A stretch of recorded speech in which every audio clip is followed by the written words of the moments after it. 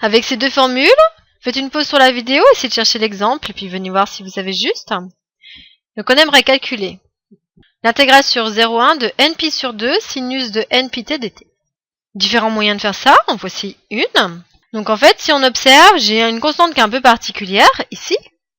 Donc on vient de voir que si je fais l'intégrale d'une constante fois une fonction, je laisse ma constante. Donc en fait, il va passer en coefficient multiplicateur, donc n pi sur 2 fois en fait l'intégrale. Pourquoi c'est intéressant? Parce que on sait que lorsqu'on fait la primitive d'un sinus, il va y avoir en plus un autre coefficient. Donc pour pas se tromper dans tous les coefficients, il vaut mieux séparer correctement les coefficients et puis ensuite calculer les primitives avec les nouveaux coefficients et tout bien regrouper après. J'ai mon npi sur 2 et on va devoir faire la primitive ici de mon sinus. Donc petit cercle.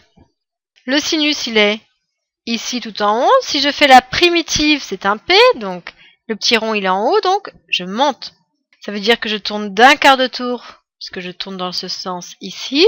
J'arrive ici à moins cos. Donc c'est moins cosinus de n pi t. Mais on fait très attention parce que c'est pas sinus de t, c'est sinus de n pi t.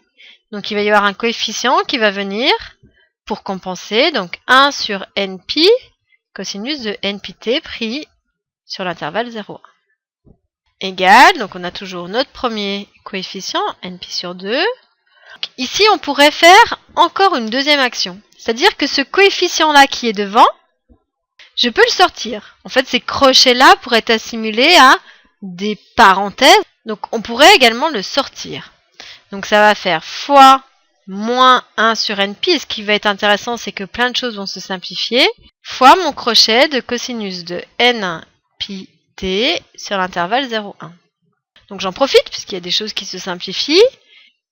N disparaît, pi disparaît, il reste moins 1,5. Je sais que mon crochet, je dois faire l'image de la borne supérieure déjà. Donc valeur en 1, donc cosinus de npi fois 1, donc cosinus de npi, moins valeur en 0. Donc cosinus de 0. Donc égal, j'ai toujours mon moins 1,5, facteur de, alors cosinus npi, on le connaît, c'est moins 1 puissance n, moins cosinus de 0, c'est 1. Qu'on pourrait également écrire, en fait, tout mettre sous la même transformation, parce que c'est tout divisé par 2. Distribuer le signe moins, donc on aurait moins 1 exposant n, moins, donc plus 1. Donc voici la valeur de cette intégrale.